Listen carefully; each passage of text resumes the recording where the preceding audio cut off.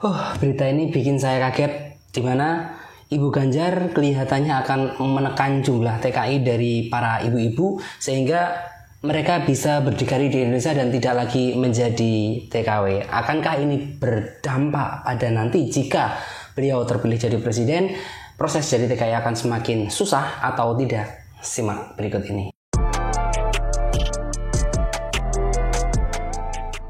Nah, halo teman-teman semuanya, ini ya Bu Atikoh Ganjar soroti soal pedihnya perempuan menjadi seorang TKI, di mana dia meninggalkan seorang anak yang ia sayangi dan ia cintai, dan ia juga menyinggung sulitnya lapangan kerja di Indonesia. Nah, kita baca ya beritanya berikut ini. Nah, ini semua teman-teman semuanya ya, beritanya dari Kompas ya, judulnya tuh Atikoh Ganjar soroti pedihnya perempuan jadi TKI, tinggalkan anak dan juga singgung sulitnya lapangan pekerjaan. Apakah ini nanti berdampak pada pengiriman TKI ke luar negeri atau tidak ya? Nah, kita coba dalami aja. Ini istri calon presiden nomor urut 3 Ganjar Pranowo, Siti Atikoh Supriyanti, menyoroti pedihnya kaum perempuan yang menjadi tenaga kerja Indonesia atau TKI di luar negeri. Menurut Atikoh, ketika seorang perempuan menjadi tenaga kerja Indonesia, mereka harus meninggalkan anaknya yang masih dalam pertumbuhan. Hal itu Atikoh sampaikan dalam talkshow Curhat Perempuan di Pasar Pon Trenggalek, Jawa Timur yang dihadiri oleh ribuan orang kemarin ya. Acara itu dipandu istri Bupati Trenggalek Novita Hardini Muhammad yang menjadi calon anggota DPR RI fraksi PDI Perjuangan. Nah, mulanya seorang warga Trenggalek bernama Tini Susilowati bertanya kepada Atikoh, bagaimana cara agar perempuan di Trenggalek yang menjadi TKI ketika sudah pulang tidak lagi keluar negeri ya. Jadi karena banyak anak-anak yang terlantar kata Tini ya di Trenggalek sana ya.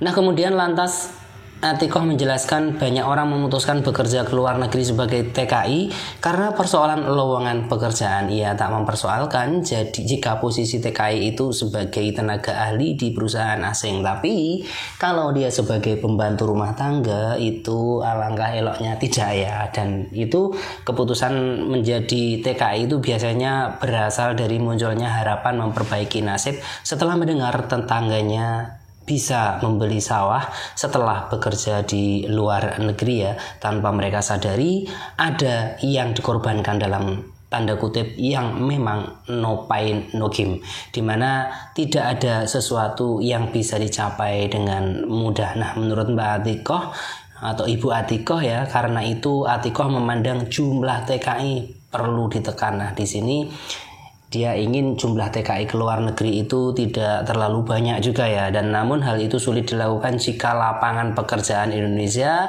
tidak dibuka. Maka Atikoh lantas menjelaskan bahwa pasangan Capres Ganjar dan Mahfud akan membuka 17 juta lapangan pekerjaan. Silakan Mbak TKW yang ada di luar negeri pulang dan memanfaatkan 17 juta lapangan pekerjaan ini ya.